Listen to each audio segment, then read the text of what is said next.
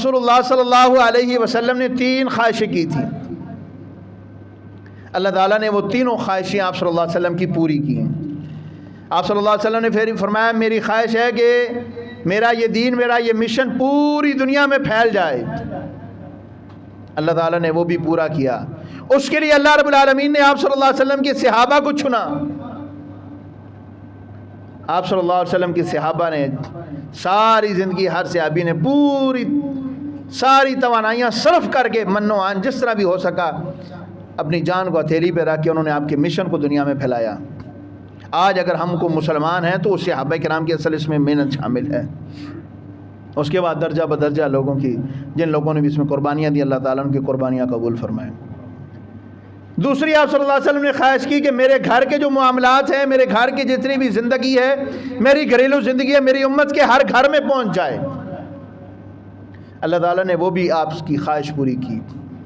آپ صلی اللہ علیہ وسلم کی وہ خواہش آپ کی ازواج مطہرات نے، آپ کے اہل بیت نے وہ پوری کی. میں اور آپ کے اپنے گھر کے حالات نہ کسی کو بتاتے ہیں، نہ کسی کو بتانے کی اجازت دیتے ہیں. ذرا ہمارے گھر کے کوئی حالات بار بار ڈسکس کر کے تو دیکھے. ہم اس کے ساتھ لڑائی مول لیتے ہیں، بھی تو ہوتا کون ہے میرے گھر کے معاملات کو بات کرنے والا.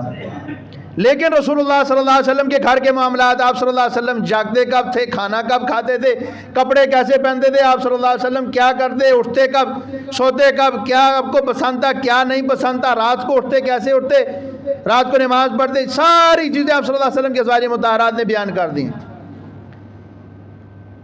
اور اگلی چیز تیسری آپ صلی اللہ علیہ وسلم نے خواہش کی تھی، صحیح مسلم شریف کی حدیث ہے، لَوَدِدْتُ أَنْ أُقْتَلَ فِي سَبِيلِ اللَّهِ ثُمَّ أُقْتَلْ ثُمَّ أُحْيَا ثُمَّ أُقْتَلْ ثُمَّ أُحْيَا ثُمَّ، میں اللہ کے رب العالمین کی راہ میں لڑوں، میں دل کرتا ہے میں شہید کر دیا جاؤں، پھر مجھے زندہ کر دیا جائے، پھر میں شہید کر دیا جاؤں.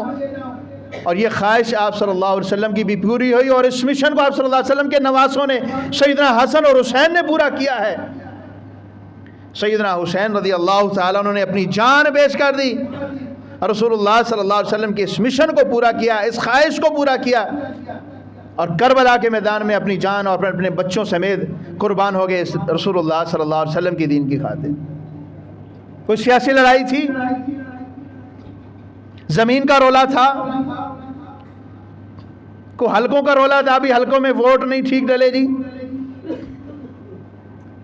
اور یہ حضرت حسین رضی اللہ تعالیٰ عنہ رسول اللہ صلی اللہ علیہ وسلم بیٹھے ان کو چوم رہے. سیدنا جبریل علیہ السلام کا آئے اور کہا کہ آپ اپنے بیٹے سے بڑی محبت کرتے ہیں. فرمایا ہاں بڑی محبت کرتا ہوں، مجھے بڑی محبت ہے اس سے.